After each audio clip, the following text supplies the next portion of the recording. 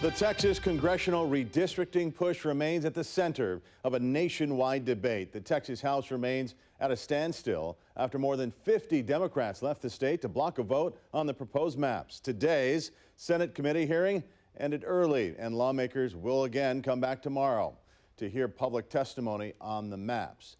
The Texas Democrats who walked out Sunday are now facing daily fines, legal threats, and a state investigation. But the big question as this quorum break continues, who's paying for all of this? CBS Austin's Abigail Velez is live at the Capitol tonight, breaking down who's funding this fight and why Republicans call it illegal. Abigail? While Democrats who left the state are racking up thousands of dollars in fines, whether that be daily penalty fees, hotel and lodging, meals, and more. And Republicans say the real cost may be their seats in office or even jail time. How expensive would you say this quorum break has been for you? You know, I don't know the answer to that. We're going to deal with any costs or any fines or penalties after the fact. But that cost is growing fast. Texas Democrats who left the state to block a redistricting vote are now racking up daily fines, hotel bills, and travel expenses. Former U.S. Congressman Beto O'Rourke has been helping foot the bill with his PAC, Powered by the People. A growing list of national groups and top Democrats in the country, including the House Majority PAC and U.S. Congresswoman Alexandria Ocasio-Cortez, are also chipping in to help keep Texas Dems out of the state. But back in Texas, Republican leaders say that money could be illegal. Taking or receiving a payment like they have, escape or not take a vote, subjects them to forfeiture of their seat. Texas Attorney General Ken Paxton is now investigating Beto's PAC, demanding documents and communications related to donations. He and Governor Abbott are calling it a bribery scheme. Bribery in Texas is a felony. Felony is the type of offense that we can issue papers to have these Democrats brought back. Beto responded to Paxton's threats in a statement to CBS Austin, saying the guy impeached for bribery is going after the folks trying to stop the theft of 5 congressional seats. It's a sentiment State Representative John Busey III shares. I think Ken Paxton has enough of his own legal trouble. He doesn't need to be worrying about us. Meanwhile, the Democratic caucus faced a scare early Wednesday when a bomb threat emptied their Chicago hotel. We jumped out of bed, threw on clothes, and the whole caucus gathered outside. It may have been a false alarm, but Texas Dems say it's another reminder of the pressure surrounding this fight. Despite the threats of removal, arrest, and investigation, they say they have no intention of returning to the Texas Capitol by Friday. Absolutely not. We have made a commitment to kill this special session. Now, Friday is that deadline that Texas Republican leaders gave Democrats to return to the Capitol or face legal action. Friday is also the deadline that the Texas Supreme Court gave Representative Jean Wu to respond to a lawsuit filed by Governor Abbott to get Wu removed from office. Reporting live at the Texas Capitol, Abigail Velez, CBS Austin News. Party politics at its finest. The redistricting war in Texas is now reaching a boiling point. Democrats are being threatened with arrests, and we're only a few days into this. Governor Greg Abbott says no one is beyond the reach of Texas law enforcement. President Trump says Republicans are entitled to 5 more seats. Democrats, of course, disagree with all this. And joining us now is one of those lawmakers who actually fled the state, Democrat State Representative James Tallarico. Thank you so much for joining us this morning. I know you're in the middle of a lot of upheaval right here. Now, where exactly are you at right now?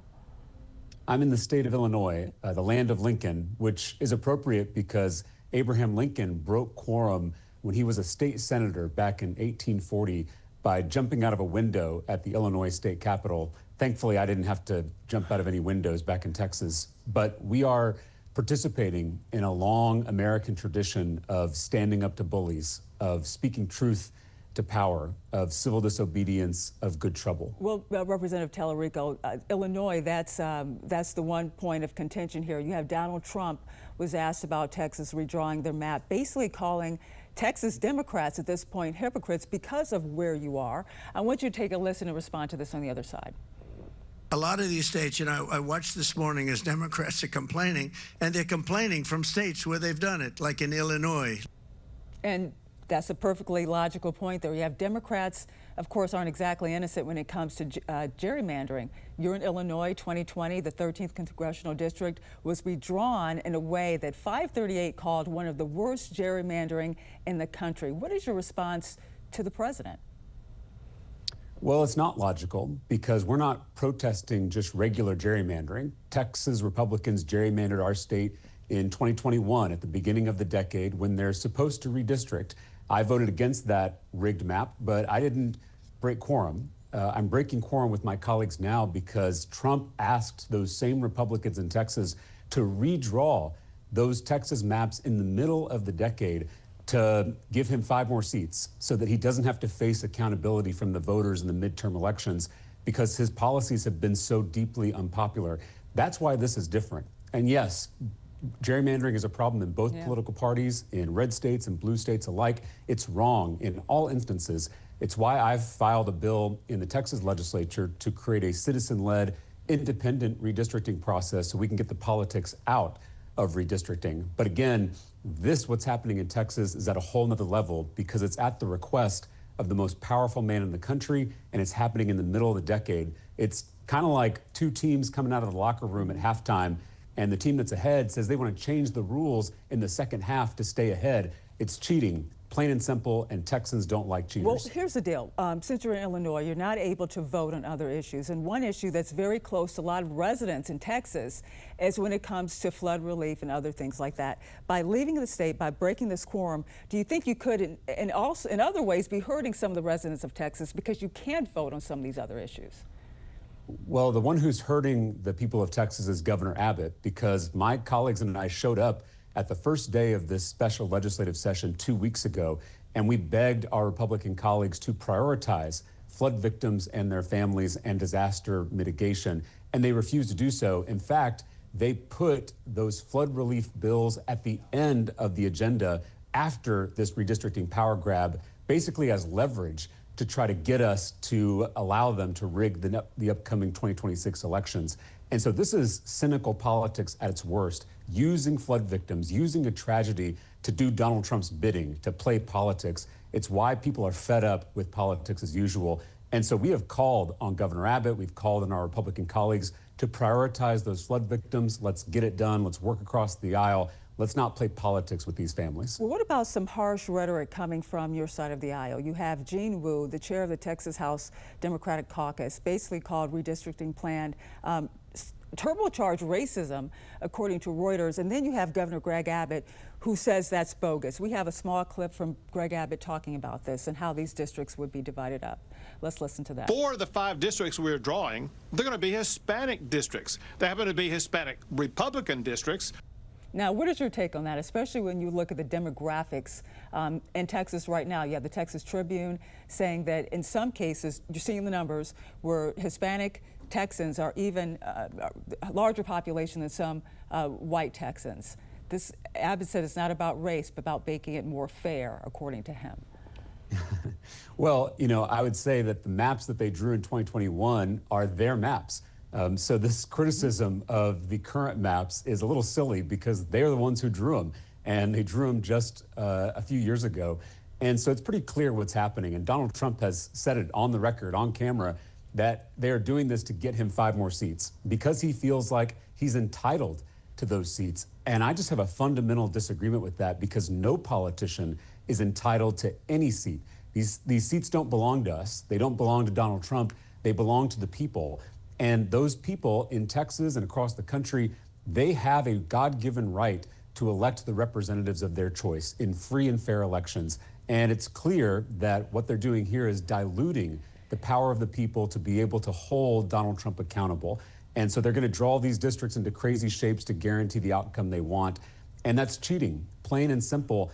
And Texans don't like cheating in sports. We don't like cheating in our personal lives. And we certainly don't like cheating in politics. Well, we did see what looked like a crazy shape in Illinois. But when it comes to Ken Paxton, they are coming after you when it comes to wanting to arrest some of these Democrats. You have Ken Paxton open the door to getting the FBI involved, saying this right here.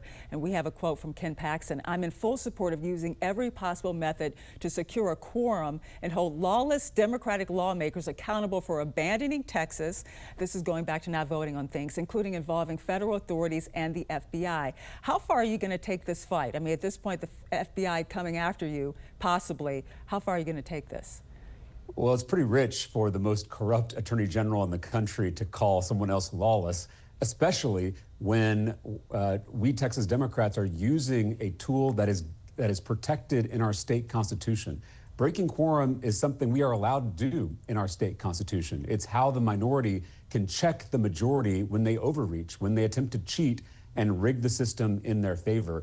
And so we're going to do what we have to do to protect our constituents and fight for the people of Texas. We're not just fighting for Democrats, we're fighting for independents and Republicans too, because everyone deserves fair maps, fair representation, and fair elections. That's what we're here to do. And I didn't swear an oath to Donald Trump or Greg Abbott or Ken Paxton. I swore an oath to the Constitution, and I swore that oath to God. And I plan on fulfilling that oath regardless of what consequences may come. But listen, here's the deal, and this is the bottom line. We know that both Republicans and Democrats have used gerrymandering or redistricting to their advantage for decades. This is not new. So what is this belief? You kind of described it a little bit earlier about why it's different in Texas, but we have seen this for decades, this play out with redistricting. But not in the middle of the decade. Again, this is my issue. If, like a football game, if we agree to rules at the beginning of the game, then we play by those rules. And that's exactly what we did in Texas. They gerrymandered our state in 2021 at the beginning of the decade. I voted against that map. I spoke against that map, but I didn't break quorum, right? Just based on your point that gerrymandering is pretty typical, sadly. I wish it wasn't, but it is. What's unusual here is that it's happening in the middle of the game, in the middle of the decade, and it is at the direct request of the most powerful man in the country. This should be alarming to all of us, not just Democrats, but independents and Republicans too, not just elected officials, but journalists too. We all have to agree that the most powerful politician should be held accountable, should face the voters, and shouldn't be able to rig the next election in his favor. Well, James Tellerico, state representative from Texas, thank you so much for joining us and sharing your position here. Thank you for having me.